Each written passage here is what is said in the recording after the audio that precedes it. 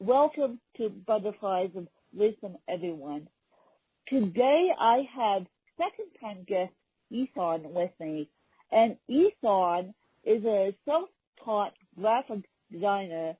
He tried going to law school, but he's not the typical lawyer. He decided, screw the lawyer end of it, and then I'm going to be a graphic designer. So what we're going to do today is I'll try and find Ihsaan's original interview, and so you guys can listen to that too, along with this interview. But we're going to talk about Ihsaan's project updates and how he got into graphic design. And so I'm going to let Ihsaan take it away. Hi, thanks for having me, Lynn. Well, you are so welcome. And so what have you been up to lately that you want to share with my audience? Lately, I've been working on my new website, ihsaandesigns.com, which is actually launching a week from now.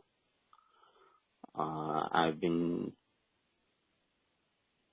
putting out email content around how small business owners can reach their target audiences more effectively.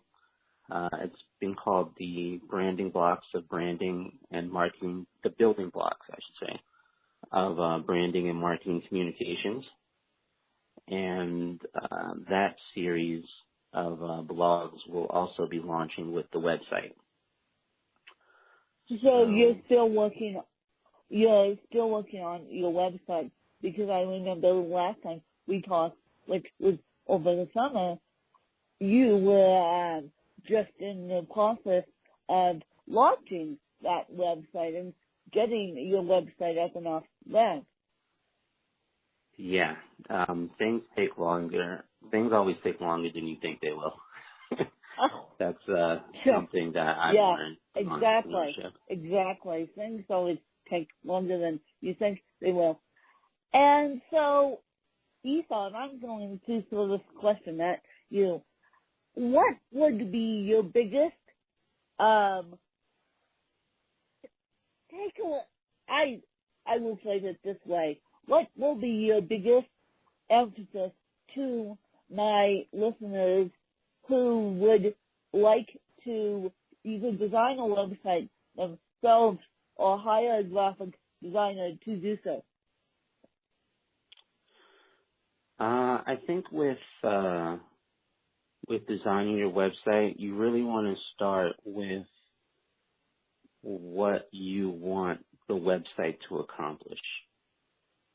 I think that most people go into the web design process kind of just knowing that they need a website and knowing that they want it to look good, but you have to take it a step further to really give real thought to exactly what you want the website to do for your business or whatever it is that you're trying to do.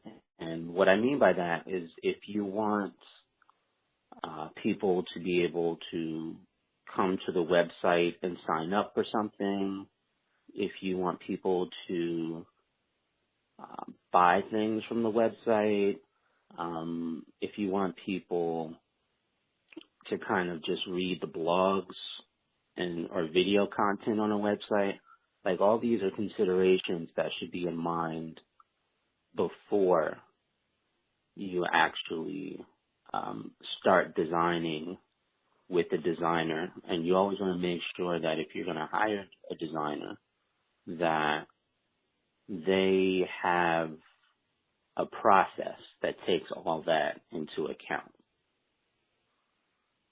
And now my website is completely different, and I'm actually in the process of redesigning my website.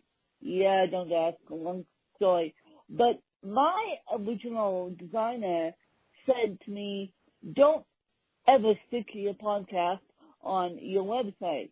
And I got mad at her about that. I'm like, well, that's going to be the easiest for people to listen to my website, which leads me to my question for you. How do you feel about websites that have podcast players or websites that have music players on them with embed codes? I think that it's a good solution for giving people access to the content and not necessarily taking on the burden of hosting the audio files. I'm guessing that that's what your designer was getting at, was that you don't want the audio files to be hosted on the website? Yeah, no. I was using real host to begin with because most website providers won't allow you to host your podcast alone on their website. Oh boy, it's too much bandwidth for the website. Gotcha, yeah. Yeah, I can definitely see what they're saying when it comes to that. So no, you can put a embed player on your website and then leave it at that. But most professional podcasters like I am don't dare put their self-host on their website because they will, the website provider will say this is too much for us to handle. So my next question to you is, how do you feel about seeing samples of the other designers' work? I mean, when you work with clients, will you show them samples of work you've done, and will you show them samples of your website, or are you going to stay away from websites?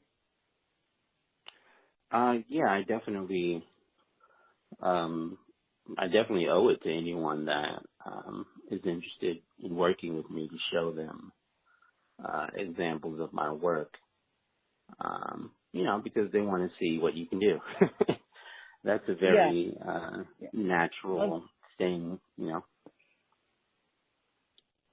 Let's face but it. yes, Aspen. They want to see what you can do. Yeah, exactly. And that's how they know that you're capable of doing the work. Because, there's a million graphic and web designers out there, so they want to see, verify that you can do it. But portfolio is... Hey, as a graphic designer, it seems like to me that you just have to figure out the right one that goes with your style. Yes, choosing the projects that you present is very important. I would say for graphic designers and designers in general, a big part of building a portfolio is choosing to display the kinds of projects that you're trying to attract. So, for instance, if you want to do logos, then you should have some logos in your portfolio. If you want to do children's books, then it'd be nice to have work in your portfolio that shows your skills in those areas. And just to let you guys know, with my fashion journalism program, I'm actually building up a public portfolio, believe it or not, of my classwork. And when I finish my program, I believe the portfolio would still be public. And even if it's not, I'm going to transfer it over to my website so you guys can see what I've actually accomplished in this program. That's awesome. Because, well, thank you. Because most of portfolios very, very, very, very important to see previous work. Now, okay, here's a tricky question for Ihsaan. What if the client says, no, I don't want you to show my work on my website on your website? Obviously, you have to respect that, but at the same time, is there a trick to get around that and show other clients, or do you just say, oh, I respect that, and then don't worry about it? For me, I would say yes. I would just respect that. Because the way I work is that once I complete a project, I pretty much hand everything over to the client. Like, I believe that that's their intellectual property at that point. So I wouldn't take someone's the product that I've produced for them and use it if they don't want me to. That being said, the vast majority of the time they don't mind. Particularly if you did a good job for them. Oh, but let's face that, if you did a fantastic job, they won't mind showing their website off, because let's face that, again, it will lead you more clients. It will lead them more clients if you hook it up correctly. Exactly. That's really what they, and most small business owners, which is who I tend to work with, they want as much exposure as possible. So they're usually like, let's do it. So Ihsaan, and then I'll ask you where everyone can find you again, and then I want you to ask me a couple questions that you've been interested in asking me. And so, Ihsaan, what has been your favorite project you have worked on? That really is a great question.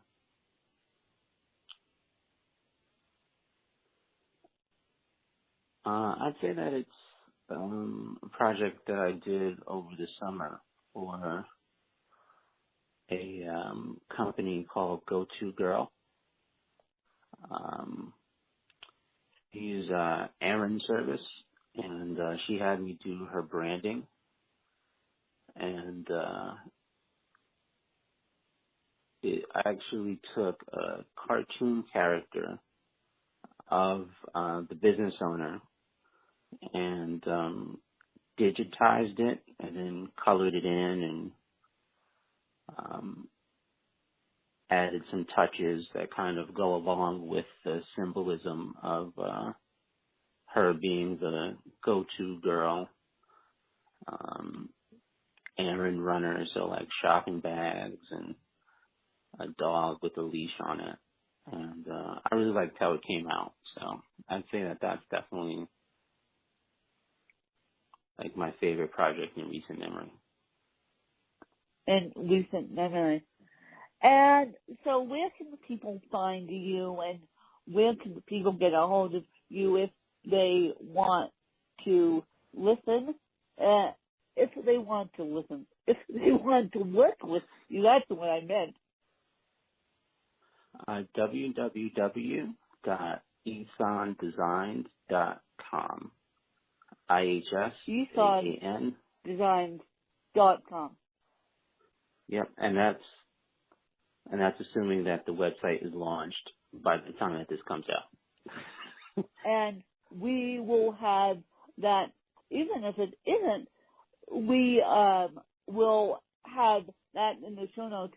So when you guys go and listen to this website, this podcast, you can click on Ihsaan's website, and then I'll tell you what, Ihsaan, I'll hold this podcast in my podcast holding it until the website launches, so we at least have a better shot of it. So when will your website officially launch? Next Monday. Next Monday. So your podcast will go live next Tuesday. So you guys will see the website up and alive and all that good stuff. Now, Ihsaan, I know you have questions for me, and you will be more than welcome to ask me those questions. Okay. What's your vision for your podcast for the next 2 years? Where do you see the Win Kelly brand going? Well, I see one of my goals was to get in Spotify. Now, in the next 2 weeks, you guys, I kept telling you guys that my podcast is already in Spotify. Well, oops, I forgot that they need time on Spotify, and because Spotify is very picky as to who they let in. So when I went searching the app, of course I couldn't find it, and so then I asked my podcast hosting company. They go, 2 weeks, it's going to be in. So I'm thinking by November 25th, my podcast will be in Spotify, which, to answer Ihsaan's question, that will bring a bigger audience to my podcast, or so I hope.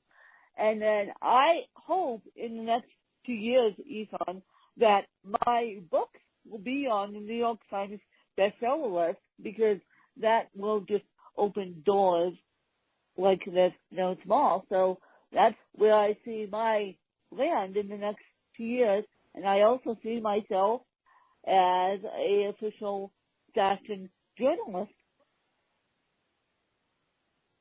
Nice. That's awesome. Right. That's awesome. Yeah.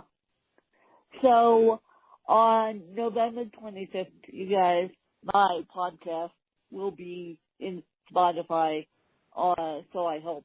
So look out for that and just type in Butterflies of Wisdom. And then in January, I hope to be launching another podcast called Ask Win, which is all about me and you guys asking me questions and me recording the answers, and hopefully that will work.